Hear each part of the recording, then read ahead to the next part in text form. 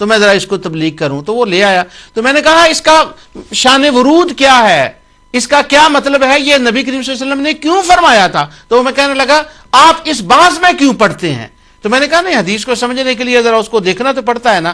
وہ کہنے لگا آج نہیں, میں کل لاؤں گا. میں نے کہا اچھا کل لے آئیں. دوسرے دن, تیسرے دن, تو وہ کئی دن مدینہ شریف میں رہا تو اس سے ملاقات ہوتی تھی, لیکن وہ اس کا سبب نہ بتا سکا کہ حضور علیہ الصلوۃ والسلام نے کیا فرمایا ہے. مختلف علماء کے پاس گیا لیکن وہ نہ بتا سکا. کیوں کہ کبھی اس طرف انہوں نے سوچا ہی نہیں کہ اس کا سبب دیکھ لیں. نہ قرآن کی آیتوں کے بارے میں سوچا, نہ حدیث کے بارے میں سوچا. جیسے لا اکراہ فی الاسلام نہیتکم عن زیارۃ القبور, 2 حدیثوں کے بارے میں آپ کو بتا چکا ہوں.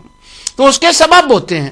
تو میں نے یہ نوٹ لگایا تھا کہ میں آپ کو اللہ تعالیٰ کی توفیق سے یہ بتاؤں گا اگر یہ موقع ملا تو, کہ ایک روایت آتی ہے انما الاعمال بالنیات.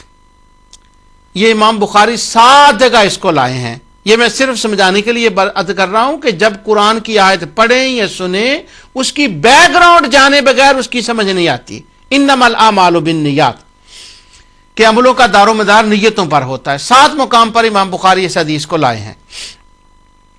اب جب امام بخاری علیہ الرحمہ نے بخاری کو لکھنا شروع کیا تو وہ سب سے پہلی حدیث جو لائے ہیں وہ یہ ہے, اور اتفاق کی بات یہ ہے کہ یہ جاؤں گا کہ بخاری شریف کے اندر جو مشکل احادیث ہیں, جیسے آج تو یہ ہے نا کہ مثلا کوئی بندہ جس کو تھوڑی سی اردو سے پڑھنی آ جائے نا تو وہ اس کو گفٹ دیتے ہیں, بخاری پڑھ لو.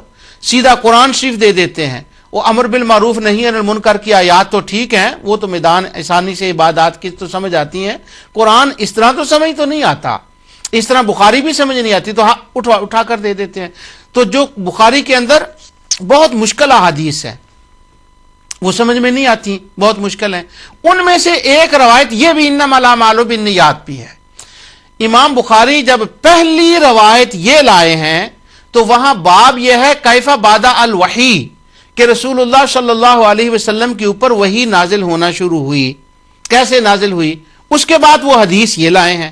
اب جب امام بخاری وہ حدیث لائے ہیں تو پہلا مشکل